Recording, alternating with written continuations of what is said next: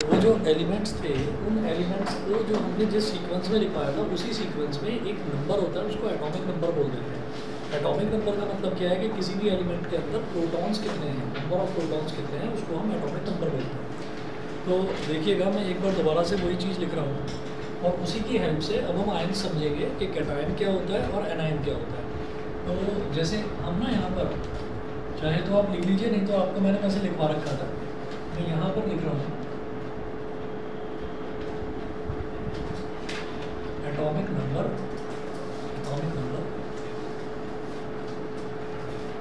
फिर इधर मैं लिख रहा हूँ element name.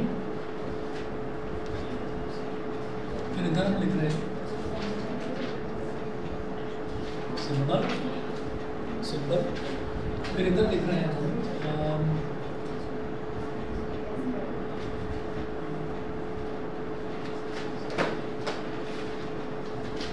Electronic configuration.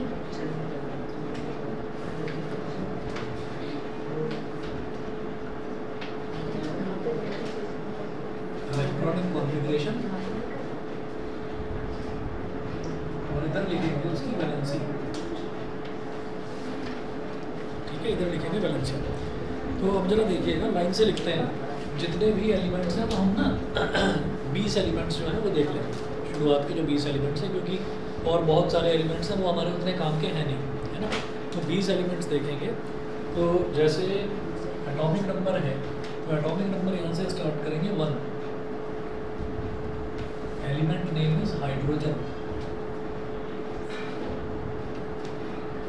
2 element name is helium. Hydrogen, helium. 1 minute दीजिए मुझे।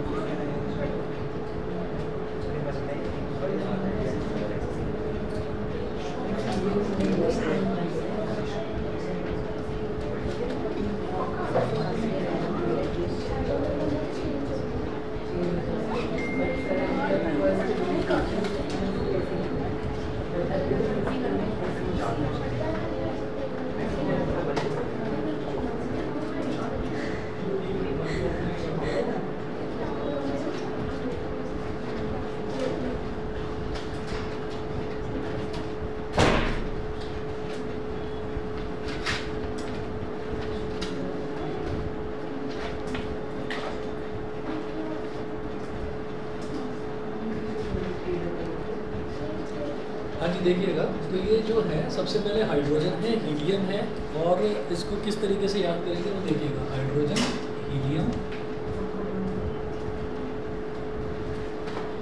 Lithium,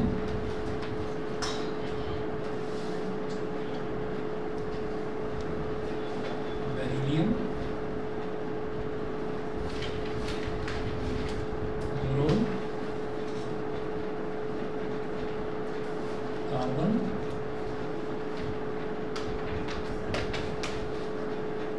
nitrogen,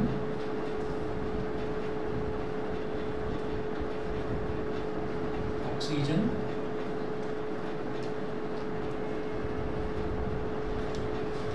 chlorine,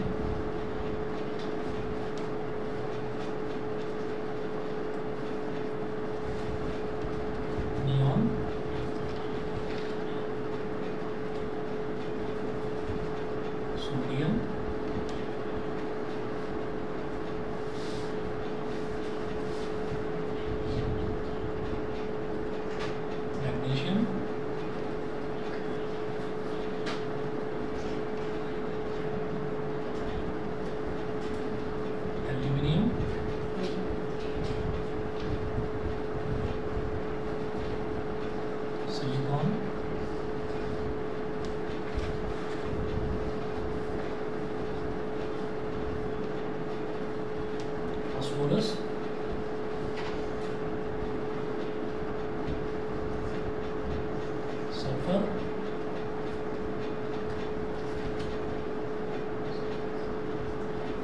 chlorine,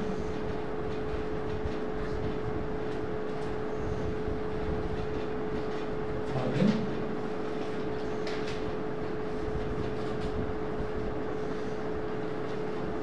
magnesium,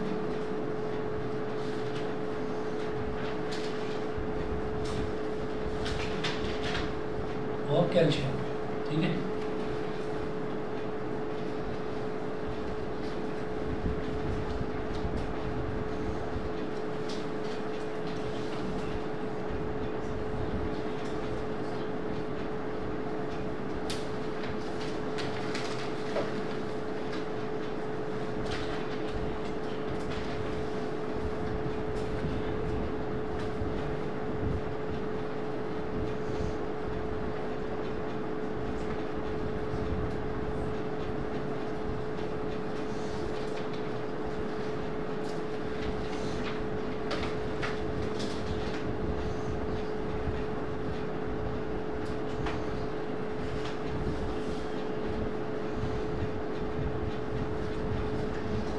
ठीक है, इसको इसी सीक्वेंस में याद कर लेना ताकि एटॉमिक नंबर कभी आप भूलो ही ना। तो ये ऐसे याद कर लेते हैं, हा ही लिवेट कनॉफ नी ना मगाल सिप सकल और का, ऐसे याद कर लेते हैं, तो कभी भूलेंगे नहीं। हा ही लिवेट कनॉफ नी ना मगाल सिप सकल और का, ऐसे कर लेंगे। ठीक है, फिंगर्स पर काउंट कर लेंगे। हा ही, हा एच हाइड्रोजन, ही फॉर हीलियम, लिवेट कनॉफ नी, ली बे ब का ना फ नी। ठीक है ना, तो ली फॉर लिथियम, बे फॉर बेरिलियम, ब फॉर बोरोन, का फॉर कार्बन, ना for nitrogen, O for oxygen, F for fluorine और नी फॉर नियॉन। लिवेट कनॉफ नी। फिर ना मगाल सिप सकल, ना मगाल ना Na सोडियम, मग मतलब मैग्नीशियम, अल मतलब एल्यूमिनियम, सी मतलब आपका सिलिकॉन हो गया, प मतलब फॉस्फोरस, स मतलब सल्फर और कल, ठीक है, कल मतलब क्लोरीन। ठीक, और फिर अर मतलब आर्गन हो गया, का, तो का यानी कि के इज फॉर पोटेशियम और सी इज फॉर कैल्शियम।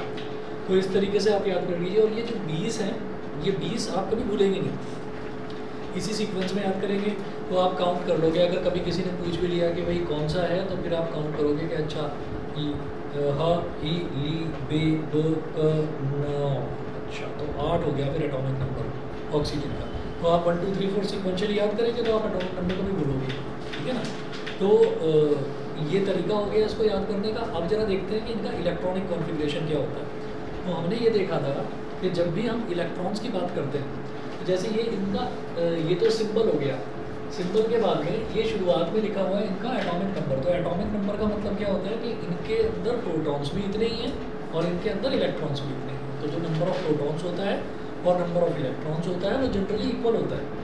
तो इनके अंदर प्रोटॉन भी इतने ही हैं, इनके अंदर इलेक्ट्रॉन्स भी इतने ही हैं। अब इसके बाद हमें क्या करना है कि इनका इलेक्ट्रॉनिक कॉन्फ़िगरेशन बताना है। तो इलेक्ट्रॉनिक कॉन्फ़िगरेशन मतलब इलेक्ट्रॉन का कॉन्फ़िगरेशन, इलेक्ट्रॉन किस तरह से कॉन्फ़िगर्ड है, मतलब किस तरह से डिस्ट्रीब्यूटेड है। तो वो डिस्ट्रीब्यूशन फिक्स होता है। भाई पहले वाले शेल में 2 इलेक्ट्रॉन आएंगे, दूसरे वाले शेल में 8 इलेक्ट्रॉन आएंगे, तीसरे में 18, चौथे में 32, ये होता है। पर हमें 18 और 32 तक नहीं जाना है। 8 इलेक्ट्रॉन होने पर भी जो हमारा एलिमेंट है वो स्टेबल हो जाता है। ये हम जानते हैं कि 8 इलेक्ट्रॉन होने पर भी एलिमेंट स्टेबल हो जाता है। तो हम पहले में भी 2 लेंगे, दूसरे में 8 लेंगे, फिर 2 8 8 8 8, बस ये देखेंगे। अच्छा, अब जरा देखते हैं कि जैसे हाइड्रोजन है, तो हाइड्रोजन का एटॉमिक नंबर 1, इसका मतलब इसमें प्रोटॉन्स भी 1 है और इलेक्ट्रॉन्स भी 1 ही है। तो इसका इलेक्ट्रॉनिक कॉन्फ़िगरेशन कुछ हो ही नहीं पाएगा, हम ये कहेंगे 1 है। अब जब 1 है तो होगा क्या, इसको जैसे मान लीजिए ये न्यूक्लियस है, न्यूक्लियस के अंदर प्रोटॉन्स और न्यूट्रॉन्स भरे हुए होते हैं। प्रोटॉन्स और न्यूट्रॉन्स भरे हुए होते हैं। भाई प्रोटॉन एक ही तो प्रोटॉन है, इसके अंदर एक ही तो एटॉमिक नंबर है इसका, तो इसका मतलब प्रोटॉन एक ही है। तो एक प्रोटॉन पड़ा हुआ है अंदर, एक न्यूट्रॉन पड़ा हुआ है। ये तो न्यूक्लियस की कहानी हो गई। अब आ जाते हैं इलेक्ट्रॉन्स। इलेक्ट्रॉन्स क्यों कहें, इलेक्ट्रॉन बोलेंगे, एक ही तो है ना। तो एक, अब ये जो हाइड्रोजन है एक इलेक्ट्रॉन है, ये घूम रहा है, भटक रहा है, ठीक है, क्या करना चाह रहा है, न्यूक्लियस में जाना चाह रहा है, न्यूक्लियस में जा नहीं पाएगा। तो अब क्या होगा कि अगर ये एक इलेक्ट्रॉन है, ये एक ही इलेक्ट्रॉन इसने डोनेट कर दिया, ठीक है, तो तरीका जो है, तरीका हमने ये देखा था, जैसे इसमें प्रोटॉन्स कितने हैं, परेशान कर रखा है अब मुकुंद, तुम भी ना बस लाइट भरवा देते हो।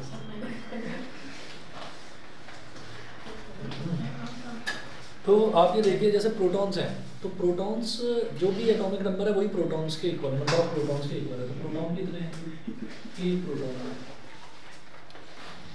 आगे ये है, चलता है तुम्हारा, मुझे लगता है कुछ।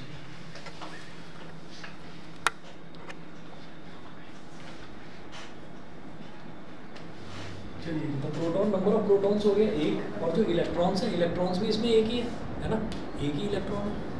अब वो एक इलेक्ट्रॉन इसने डोनेट कर दिया, भाई मैं इस जारी दुनिया से परेशान हो गया, मैं यहाँ पर रहना ही नहीं चाहता, मैं चला जाऊँगा कहीं और, ये इलेक्ट्रॉन कहीं चला गया, ठीक है। तो अब इसके पास इलेक्ट्रॉन बचा ही नहीं, तो प्रोटॉन बचा, प्रोटॉन कितना बचा, एक बचा, एक प्रोटॉन। इलेक्ट्रॉन कितने, 0, और प्रोटॉन कितना, एक, क्योंकि एक ही इलेक्ट्रॉन था वही इसने डोनेट कर दिया। अच्छा जी, तो इलेक्ट्रॉन रह गए 0, प्रोटॉन होता है पॉजिटिव चार्ज, इलेक्ट्रॉन होता है नेगेटिव चार्ज। तो पॉजिटिव चार्ज कितना ज़्यादा हो गया नेगेटिव चार्ज से, एक ज़्यादा, प्रोटॉन एक ज़्यादा हो गया।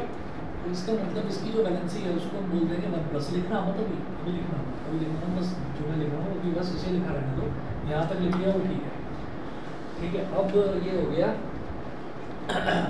फिर कोई आता है, साइंटिस्ट आया, साइंटिस्ट के बाद हाइड्रोजन, कहाँ है हाइड्रोजन, ये हाइड्रोजन तो है ही नहीं, हाइड्रोजन क्यों नहीं है भाई, कोई भी एलिमेंट तभी तो एग्जिस्ट करेगा जब उसमें प्रोटॉन भी हो और इलेक्ट्रॉन भी हो।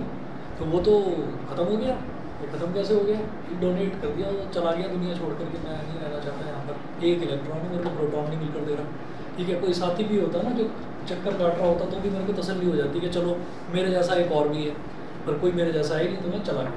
तो कह रहे भाई ये तो चला गया, तो इसका मतलब अब तो एलिमेंट एग्जिस्ट ही नहीं करेगा। तो क्या हुआ कि फिर ये कहा कि नहीं, एक काम करते हैं, इसको ना बाहर से कहीं से एक इलेक्ट्रॉन दिलवा देते हैं। तो कह रहे थे भाई वो इलेक्ट्रॉन छीनेगा कौन, वो इलेक्ट्रॉन खींचेगा कौन, कि ये खींचेगा। तो क्या एक इलेक्ट्रॉन को खींच पाएगा, हम ये कहेंगे नहीं खींच पाएगा। एक इलेक्ट्रॉन में भी उतनी एनर्जी और बाहर जो इलेक्ट्रॉन है उसमें भी उतनी एनर्जी। तो ये एक शब्द आप ना बार बार सुनेंगे, ड्यू टू एनर्जी कंसिडरेशंस, बार बार सुनेंगे हर जगह।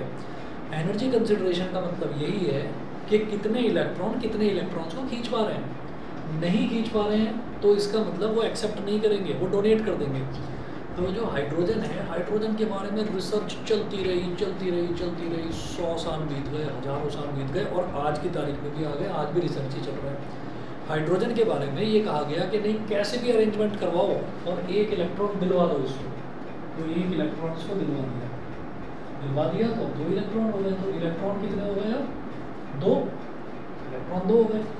यानी कि नेगेटिव चार्ज तो हो गया 2 और पॉजिटिव चार्ज हो गया 1। तो नेगेटिव पॉजिटिव से कितना ज़्यादा, 1 ज़्यादा। तो फिर कुछ साइंटिस्ट ने बोल दिया कि भाई 1- इसकी वजह से 1- होती है। तो अब क्या हो गया, फिर उन्होंने कुछ एक्सपेरिमेंट्स दिखा दिए, कुछ रिएक्शंस करके दिखा दिए कि ये देखो जी, ये देखो इलेक्ट्रॉन खींच रहा है, ये एक्सेप्ट कर रहा है ना, हाइड्रोजन एक्सेप्ट कर रहा है। फिर एक साइंटिस्ट आया, उस साइंटिस्ट ने बोला कि नहीं, जो सबसे ज़्यादा मतलब जिसके बिना लाइफ ही पॉसिबल नहीं है, वाटर लेकर आओ। वाटर लेकर आ गए, बना कर दिखाओ जरा, वाटर बना कर दिखा दिया। हाइड्रोजन की वैलेंसी बताओ कितनी है, चेक करा, हाइड्रोजन की वैलेंसी निकली 1+। मतलब तो डोनेट कर रहा है, इसका मतलब ये एग्जिस्ट ही नहीं कर रहा है। तो साइंटिस्ट में लड़ाई झगड़ा हो गया, ठीक है। लड़ाई झगड़ा आज तक चल रहा है। हाइड्रोजन ये भाई साहब जो है, ये कभी भी पलटी मार देते हैं, कभी ये इलेक्ट्रॉन डोनेट कर देता है, कभी ये इलेक्ट्रॉन एक्सेप्ट कर लेता है। अब जब इलेक्ट्रॉन एक्सेप्ट करता है तो भाई तेरे पास इतनी एनर्जी कहाँ से आई, बता। अब ये इंसान होता तो बताता, तो ये बता नहीं पा रहा है, साइंटिस्ट लगे पड़े हैं। तो आज की तारीख में भी क्या है कि हाइड्रोजन को भगवान जी की तरह सबसे ऊपर बिठा रखा है पीरियोडिक टेबल में, कि भाई साहब आपको हम आज तक समझ नहीं पाए। तो हाइड्रोजन की बिल्कुल अजीब प्रॉपर्टीज़ हैं, कभी कुछ शो करता है, कभी कुछ शो करता है। कभी कभी कहता है कि मेरे पास ना 2 प्रोटॉन्स हैं, कभी कभी कहता है मेरे पास 3 प्रोटॉन्स हैं, कभी कभी 3 प्रोटॉन्स भी हो जाते हैं इसके पास। हाइड्रोजन की 3 फॉर्म्स नेचर में पाई गई हैं। एक फॉर्म जिसको बारे में हम पढ़ रहे हैं, एक जिसका एटॉमिक नंबर 1 है, यानी कि एटॉमिक नंबर की जो बेसिक डेफिनेशन होती है वो ये होती है, atomic number is equal to number of protons. तो एटॉमिक नंबर 1 है तो एक ही तो प्रोटॉन होगा, ठीक है। फिर कुछ समय बाद पता चला कि नहीं, एक और हाइड्रोजन है, उसके पास 2 प्रोटॉन्स होते हैं भाई साहब के पास, इलेक्ट्रॉन एक ही है, प्रोटॉन 2 है। फिर एक और हाइड्रोजन होता है, उसमें तो 3 है, ठीक है। तो वो स्ट्रक्चर ऑफ एटम में हम पढ़ेंगे उस चीज़ को। उसमें क्या होता है कि जब ये चीज़ें और फिर ये कुछ चीज़ें एक दो और एलिमेंट्स हैं जैसे कार्बन है, क्लोरीन है, उनके बारे में भी पता चला कि वो भी 2 अलग अलग फॉर्म्स में एग्जिस्ट करते हैं।